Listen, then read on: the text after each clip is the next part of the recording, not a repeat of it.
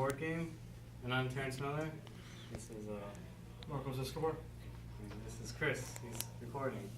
All right.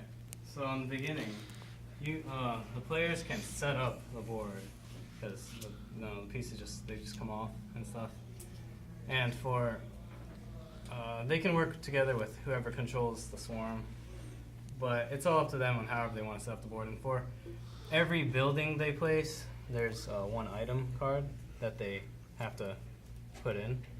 And for every two wall pieces, there's also an item card that they have to place, and so forth. And once the board and everything's set up, they can place the fabricator where it's where the humans spawn. So this is a human, this is an engineer, so they'll have to spawn from here.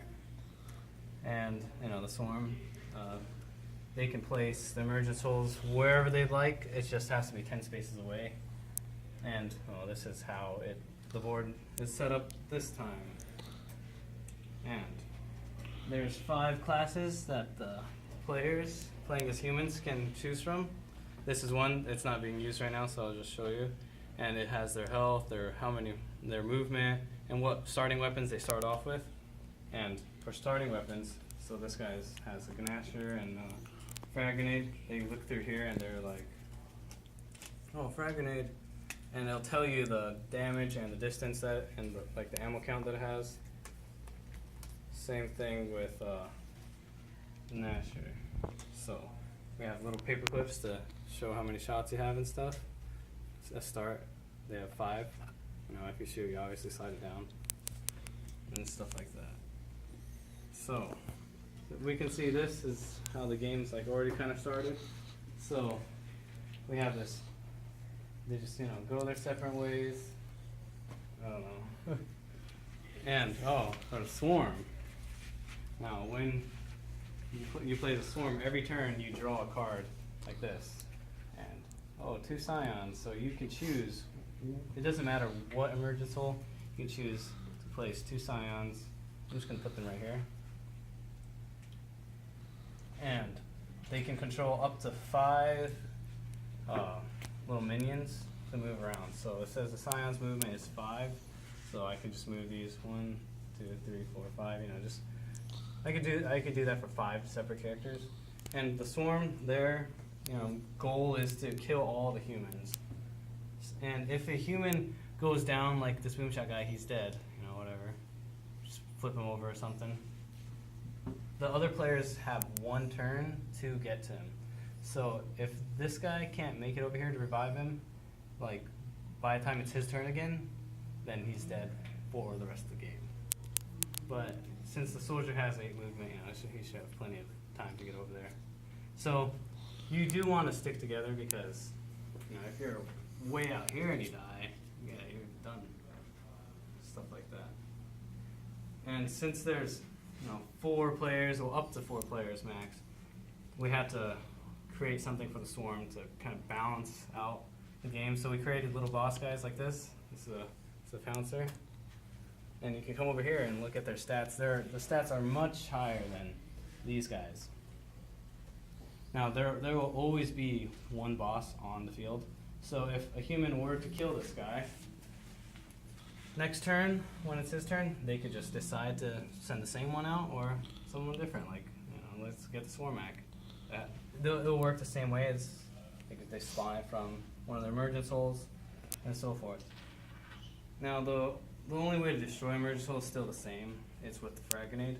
And not every character starts off with a frag grenade. So you want to work together, say, for what we have right now, the soldier and the engineer are the only characters that have a frag grenade by default.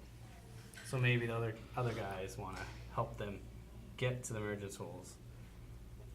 And it's only 1. You only have 1, so if after you use it, you don't have a secondary anymore. So that's when the item cards come into play. You can hope you get, if it's ammo, whatever your loadout is currently, you get full. And same thing, ammo. Oh, this is a krill. So this is a trap where you lose half of your health of whatever your current health is. So let's say, you have 15 health. We're gonna round down, so you'll have 7. This is dry erase, so you can erase it, stuff like that. And hold on, let me find a. Oh, here. This is a weapon. So when that happens, you go to weapons, and you flip it over. Oh, and a bolt-on pistol. I can choose now if I want to replace my secondary or my primary. Like, say I don't like Nasher. I'm just gonna get rid of it. So let's get rid of it. I can replace it with bolt-on pistol. And it'll tell you the stats for damage and distance and so forth. I guess. Would you like to say anything? Oh, abilities. Yeah, you reminded me. So every character has different abilities. So every character has different abilities. Let's say for the engineer, resilience. Roll dice, and if it fits, and if it's a 6, yeah, damage dealt to you is cut in half. So, and abilities, you can use them every turn. That's why they're so weak. Yep. Every character has their own abilities. It's good. So, you can decide, who you want to play as, however it suits you. Like, there's really no difference between the scout and the engineer when it comes to loadout, but their health and movement is very different, and their abilities are also different. The engineer, his abilities are very tanky, trying to last long, while the scout, his abilities are do damage. Good. Also, he moves fast. Yes, he moves very fast.